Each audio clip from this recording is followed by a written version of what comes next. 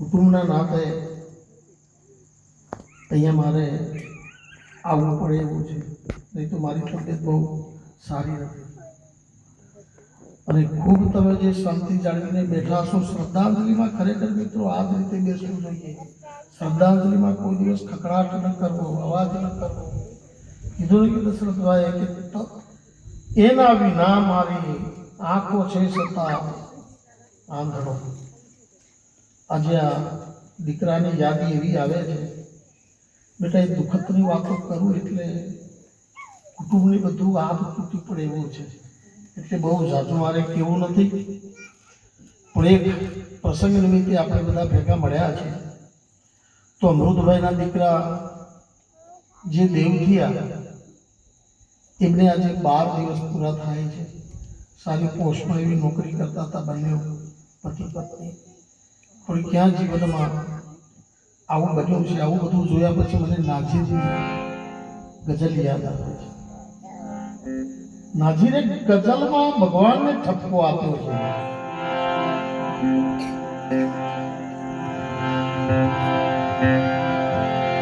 ગગનવાસી ધરા પર ભગવાનને કહે છે કે હે ગગનવાસી, આ મૃત્યુલોકની થોડી તું હવા લઈ જો તો ખબર પડે કે મૃત્યુલોક શું છે. આજે આ લોકો પર જે કંઈક દુઃખ આવી પડ્યું છે માથા પર, ભાઈ એ ઘરના માણસો જાણે. બે ઘડી શ્વાસો ભરીને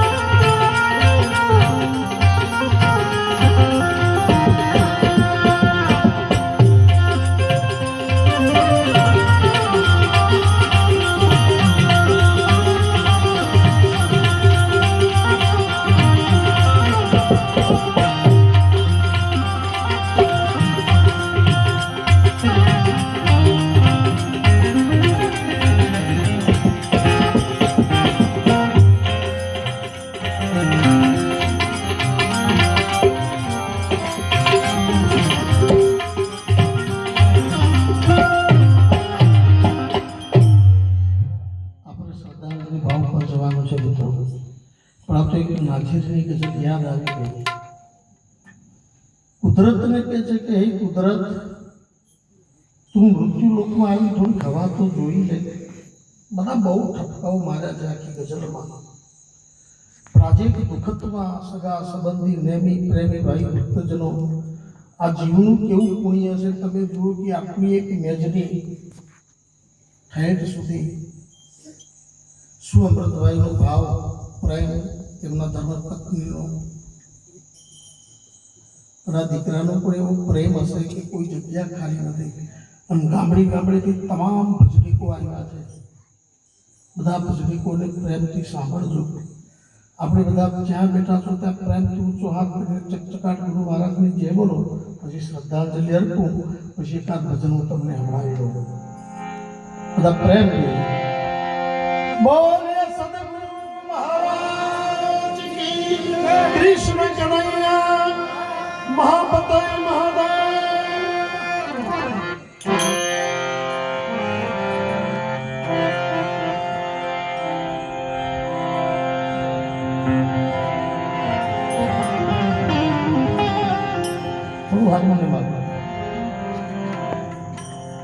બધા પ્રેમથી બેઠા છો.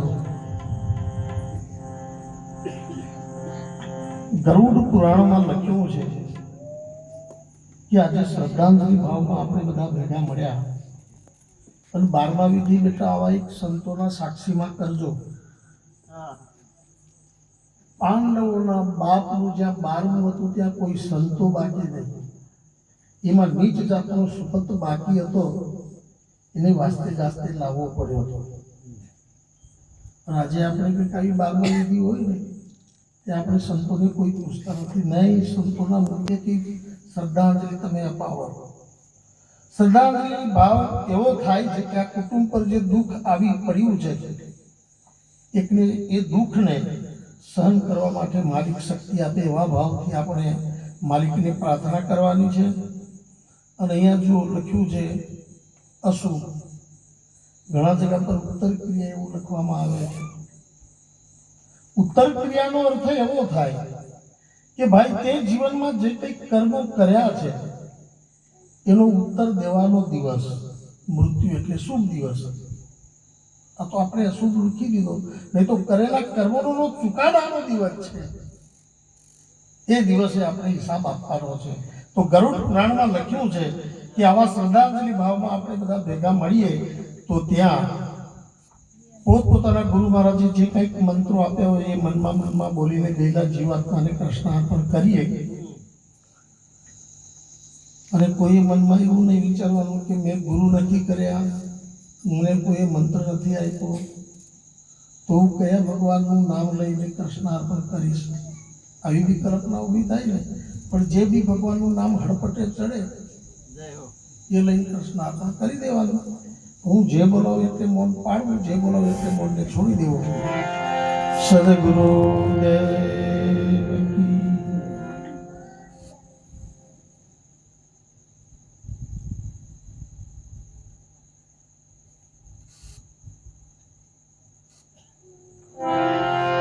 રામચંદ્ર ભગવાન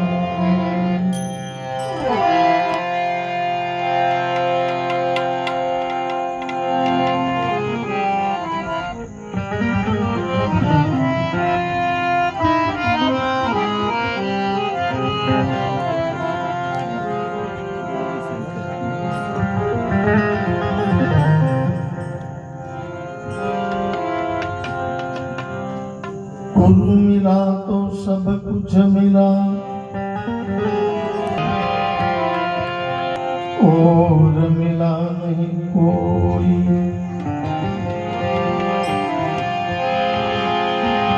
ये शुद्ध धारा और लक्ष्मी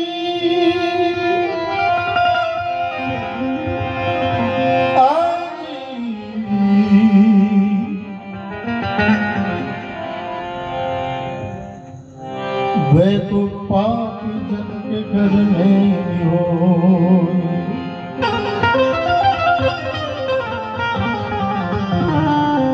બહુ ધ્યાનથી સાંભળજો. શુદ્ધ ધારા और લક્ષ્મી પાપીઓના ઘરમાં પણ હોય છે ભાઈ બેન લક્ષ્મી, પણ ગુરુ ઘરો ઘરમાં નથી મળતા. આ સંસારમાં જેના માથે ગુરુ નથી, જેનો એળે ગયો હતા. શાસ્ત્રો પુરાણો ગ્રંથો ગુરુ વિનાનું બધું નકામું કીધું છે ભાઈ. ગુરુ માથે હોવા જોઈએ. આ માનવ દેહ તમને અમને જે કંઈક મળ્યો છે જેમ તેમ નથી મળ્યો. ઘણા જન્મનું પુણ્ય ભેગું થયું તો માનવ અવતાર મળ્યો છે. જીવ ત્રાહીમાન થઈ ગયો છે લખ 84માં. ત્યારે ભગવાનને છેલ્લે માનવ અવતાર આપ્યો છે કે તું હવે આ માનવ અવતારથી તું કંઈક સત્કર્મ કરી લે. અને આ અવતારમાં આપણે જો બેટા દાવ ચૂકી જઈશું તો ફરી પાછા આપણા પાસે લખ 84 ચાલુ છે. એ માટે મહાપુરુષો કહે છે કે ભાઈ જીવનમાં ગુરુ કરવા જોઈએ. આજે દુઃખતમાં ભેગા મળ્યા.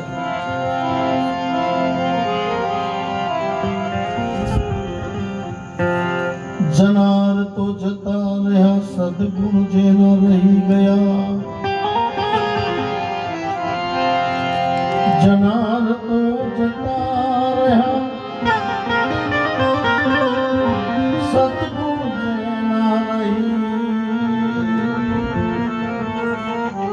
ये ગયા.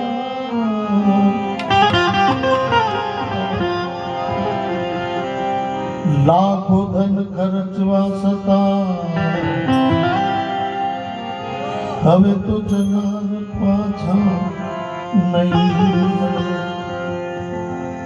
કુદરતે રચના એવી કરી છે માનવ અવતારની કે બેટા એક વાર આ માનવ અવતાર છૂટો પડ્યા પછી ફરી પાછો એ બેઠો થતો નથી. એટલે કબીરજીએ પણ લખ્યું છે કે પક્કા ફરવો ગીર પડે બહુરી લાગે ડાળ. ફરી એક ફળ પાકું થઈ નીચે પડે છે, ફરી ચોંટતું નથી. તેવી જ રીતે માનવ અવતારનો ખેલ પણ એવો છે ભાઈ, એકવાર પડી ગયા પછી ફરી પાછું બેઠું ન થાય, એનો ક્રમ જ છે. એટલે આ માનવ અવતાર મળ્યો છે તો જેવું બનવું એવું બની જાવ. ભગવાને માનવ અવતાર માંસ, મચ્છી, દારૂ, તાળી, ચોરી, લુચાઈ કરવા માટે નથી આપ્યો. એક એકને આપણે પ્રેમથી જિંદગાની ગુજારવી.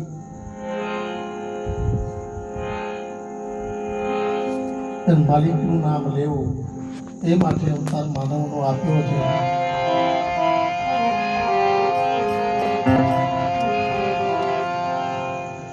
બાંધવાની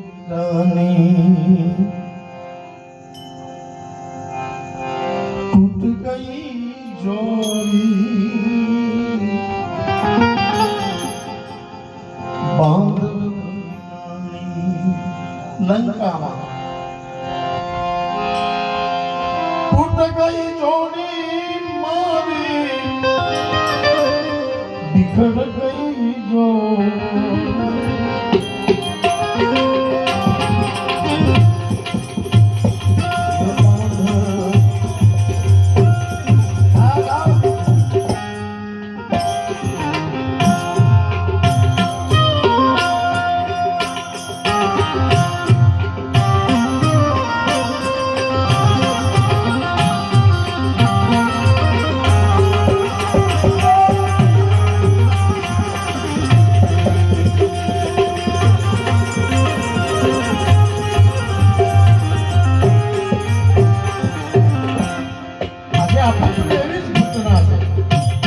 જેમ રામજીને દુઃખ હતું એવું દુઃખ આજે આપણે છે.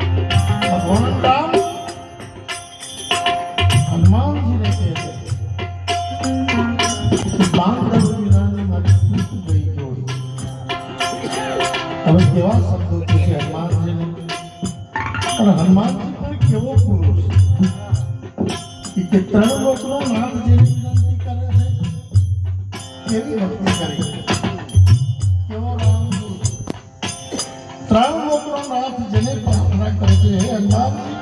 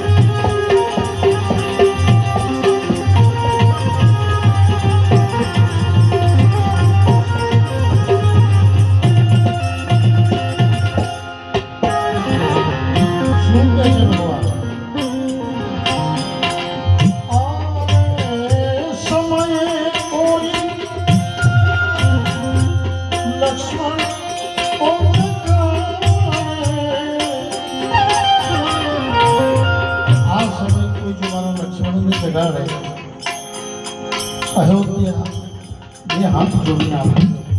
આ ભાઈને કેવું પ્રેમ, આ રામાયણને તમે વાંચ્યા ન કરો એના અંદર શું મહત્વ છે એ જાણો. ભાઈ ભાઈનો પ્રેમ કેવો બતાવે. ભરત ગાદી પર ન બેઠા, 14 વર્ષ ભગવાન વનવાસ તો ભાગોને જેની પાદુકા પૂજીને પડી રહ્યો. ભાઈ ભાઈમાં પ્રેમ તો જુઓ. આ તો આપણને ભાઈ ભાઈથી પ્રેમ નથી જણતો, કાકા મોટાથી પ્રેમ નહીં, ભાઈ બહેનથી પ્રેમ નહીં. ઘણા જગ્યા પર તો એવું જોવા મળે છે આપણને કે બે પતિ પત્નીનો બી પ્રેમ નથી જોવા મળતો. બાકી પ્રેમ હરિકા રૂપે હરિ પ્રેમ સ્વરૂપ, વાલો મારો પ્રેમનો વસ્ત્યો રાજી. પણ બે પતિ પત્નીનો બી પ્રેમ આપણને જોવા નથી મળતો. તે બી હાંજ પડે છે તુંબામ તુંબી, ઝઘડો જ છે. પીન આવે, ઝઘડા ચાલુ, તપેલું કંઈ ચમચું કંઈ, અને બિચારી એ કંઈ ખૂણામાં લપાયા કરતી કે રિટાયર ફોજદારનો હું ભરોસો.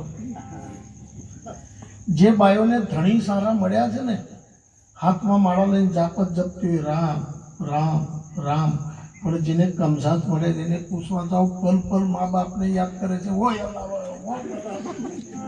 કેમ કે પેલો કારીગર કલાકે કલાકે તો બુહાટતો હોય, આ બિચારીનું કોણ બે? ઇતિહાસો તો સતયુગ, ત્રેતા, દ્વાપર ને કળી. અગાઉ બેનો 3 યુગમાં પોતાના પતિને ભગવાન માનીને જ આવ્યા છે. પતિ એ પરમેશ્વર, આવો ધર્મ આપણો ચાલતો આવ્યો, પતિ પરમેશ્વર, પતિને જ ભગવાન માને. પણ આ કળી યુગ આવ્યો અને એકી વખત બદલાઈ ગયો છે, ઓ વાંદર, ઓ કૂતર. બેનોને ભાવના બી છે કે મારા પતિની હું પૂજા કરું, પતિને દેવ કહું, પણ આ કારીગર દેવ જેવો દેખાય કરે ને, હમી હામથી તો પી પીને ડૂકા જેવો, ઊભી રહે સાથે કાઢો બી શક કૂદી જાય, તારા ધાકે ના થઈ હશે. જો મન ધારા માનવ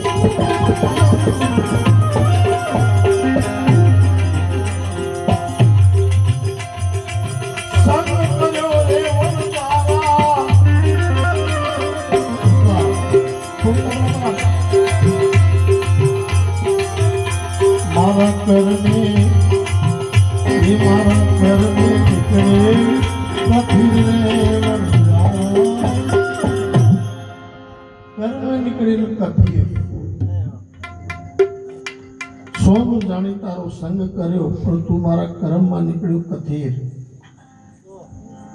સોડી મત જાજે મુને એક લીવણ. જરા ઘણા ગાવા વાળા એકલા એવું કહે છે, કાયારાણી જીવને ફરિયાદ કરે છે કે તું મને છોડી દઈશ તો પછી આની શું કિંમત? જીવને કહે છે. ગાવાવાળા તો બહુ મોટી મોટી ભૂલો કરે છે, એવું નથી ગાતા. હમણાં એક બહુ સારું ભજન છે, ગીત છે, મમતાનો દરિયો ગાય છે બધા ભજનો. મારા મમ્મી જેવું કોઈ નથી. પછી ગાવાવાળા કેવું ગાય છે, સાંભળવા વાળા બી એવા વાહ વાહ કે છે.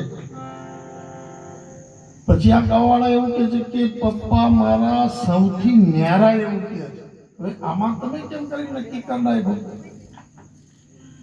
પપ્પા મારા સૌથી ન્યારા નથી. ન્યારાનો અર્થ એવો થાય છે કે કે આપણાથી કોઈક વસ્તુ સુફેલી છે, પણ પપ્પા મારા સૌથી પ્યારા એના જેવું કોઈ નથી. એક જણાએ ત્યાં બાપુજીનું ભજન ગાયું કે દૂધના ઢોલ વાગ્યા. હવે તમે નક્કી કરો બેટા, દૂધના ઢોલકા વાગતા હોય? દૂધના ઢોલકા નથી વાગ્યા, પણ યુદ્ધના ઢોલ વાગ્યા હતા. યુદ્ધના ઢોલ વાગ્યા. બાપુજીને કહેતા હતા કે યુદ્ધના ઢોલ વાગ્યા છે અને તું ઘોડે ચડ.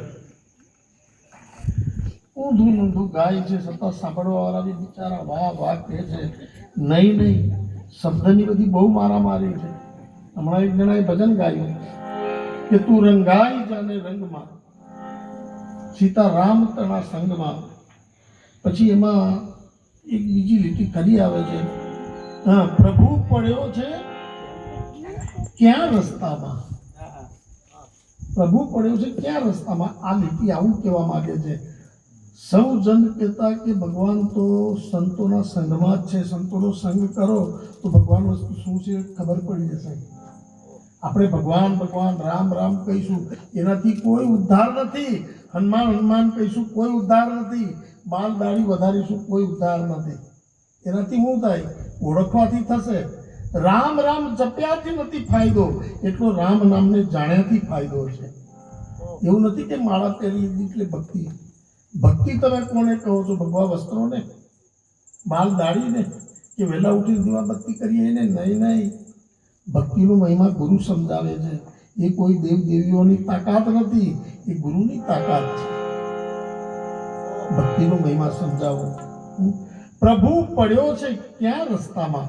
તો પેલો ગાતો હતો, પ્રભુ પડ્યો છે ચાર રસ્તામાં. મેં કીધું તો ભાઈ સાહેબ ત્યાં પાલાઈ આવું જૂઠું પેલામાં નથી. એ મોરલી થઈ રે કનુડા તારી. ગોપીઓ કે છે, ગોપી ભાવ પ્રગટ કરાયો છે સતાર સાહેબ કે તારી મોરલી વેરણ થઈ. ઘણા ગાવાવાળા તમે સાંભળજો પ્રેમથી. હું તો બહુ સાંભળું છું અને સાંભળું તો જાઉં છું ને હસ્યા કરું છું બેઠો. ઘણા લોકો એવું કહે છે કે મોરલી વેલણ થઈ, રોટલી બનાવવાની હતી.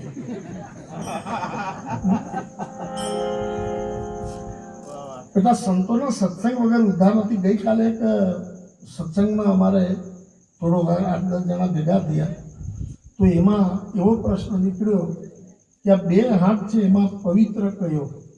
5 જણા બેઠા હતા, એમણે પ્રશ્ન કર્યો કે પવિત્ર કયો? પછી વાત કરતા એક જણાએ કીધું કે જમણો હાથ પવિત્ર.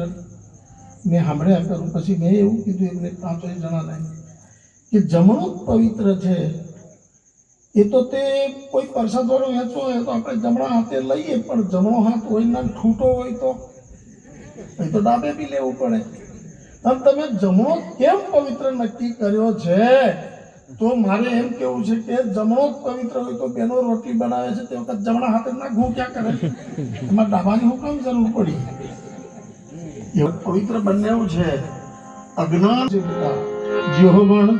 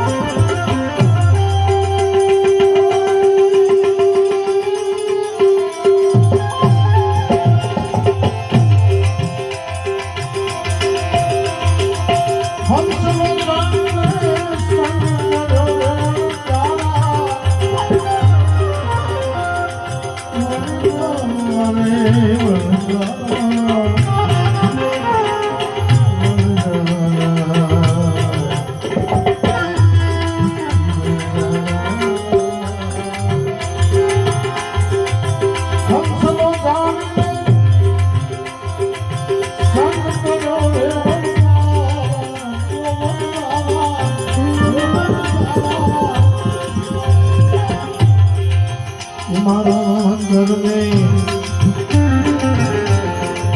એ મારા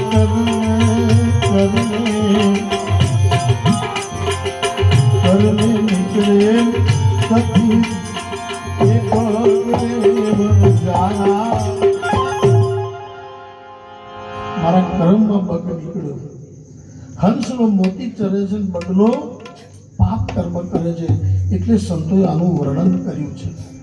હવે મોતી ચરે છે, હંસની આપણે પરીક્ષા કરવી હોય તો એક ટગારામાં પાણી તમે રેડી દો અને પાણી રેડી દો ને એમાં 1 લીટર દૂધ રેડી દો અને પછી હંસ જ્યાં ચાંચ મૂકે ત્યાં તમે જોજો પાણી પાણી બધું બેઠું જ રહેશે, દૂધ દૂધ બધું ચૂસી જશે, એટલે એને હંસ કીધો છે.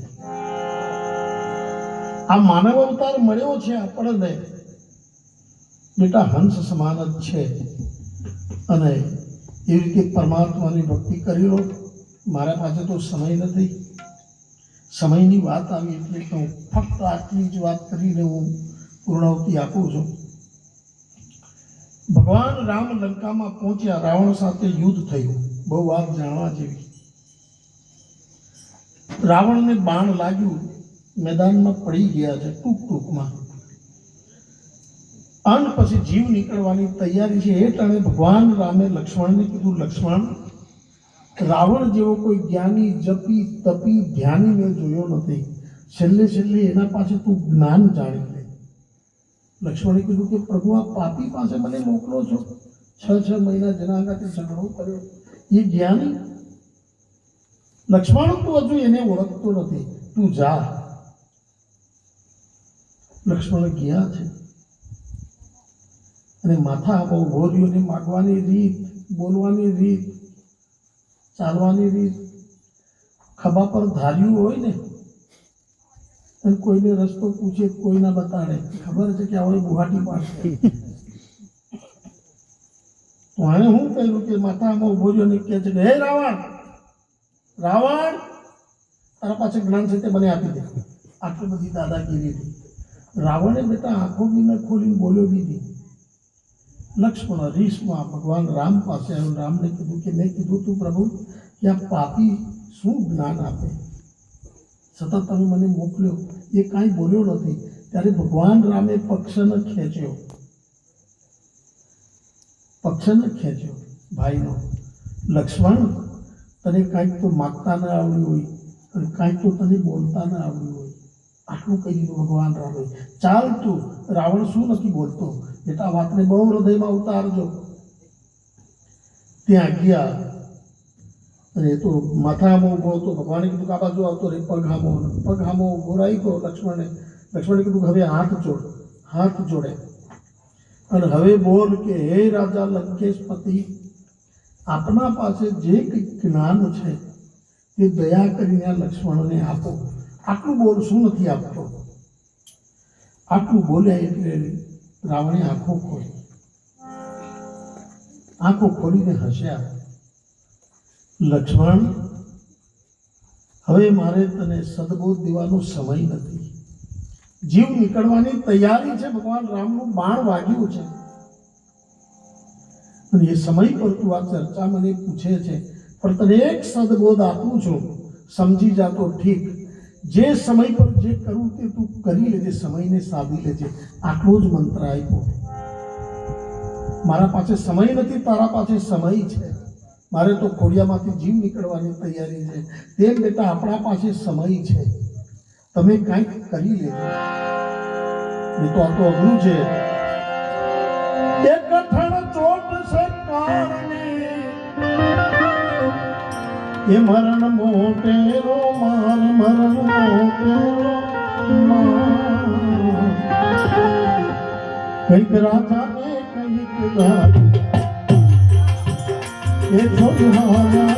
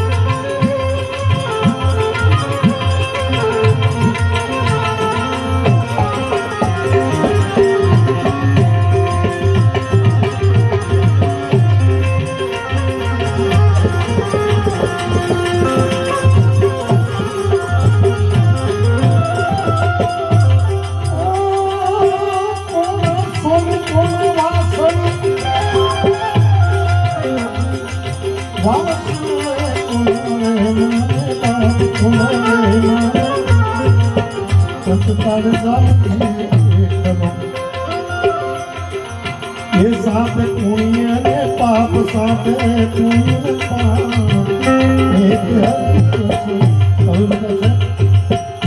તમને ખાસી વાત કહી દઉં. ડૉક્ટરોએ મને બોલવાની ના પાડી. હવે થોડામાં ઘણું એક ઘડી આધી ને પુણ્ય તુલસી કહે સંગત સાબુત કરે પોતી અપનાય. આટલું સત્સંગ તમારા માટે બહુ છે. હું હવે એને મારા વાણીને વિરામ આપી દઈશ.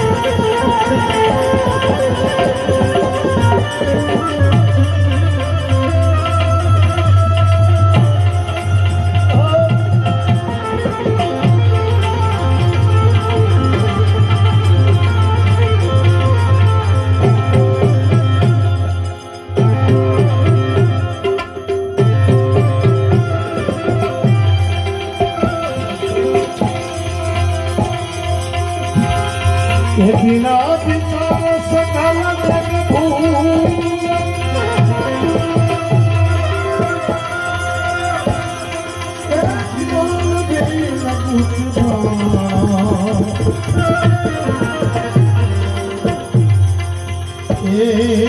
माया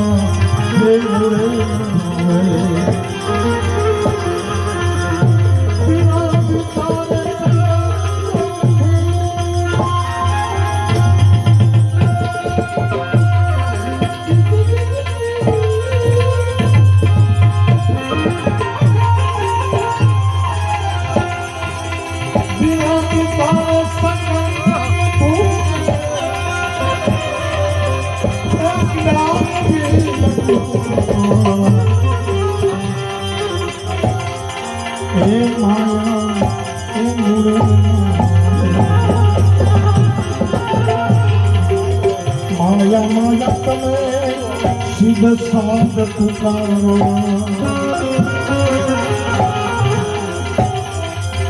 ये माया यत्न कहवाए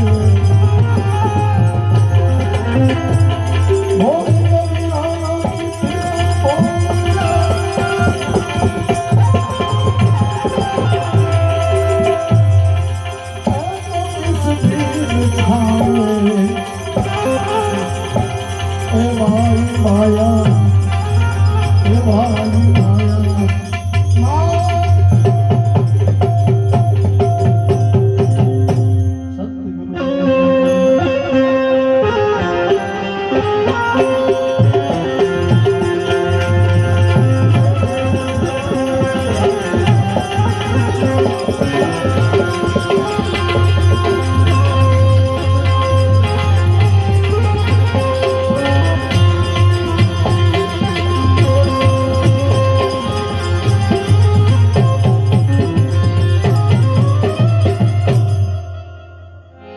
સદગુરુદેવ કી જય. હવે તબિયતના કારણે મિત્રો કાર્યક્રમને અહીંયા હું વિરામ આપું છું. હવે કોને વિરામ આપવા? અમારા યજ્ઞેશભાઈને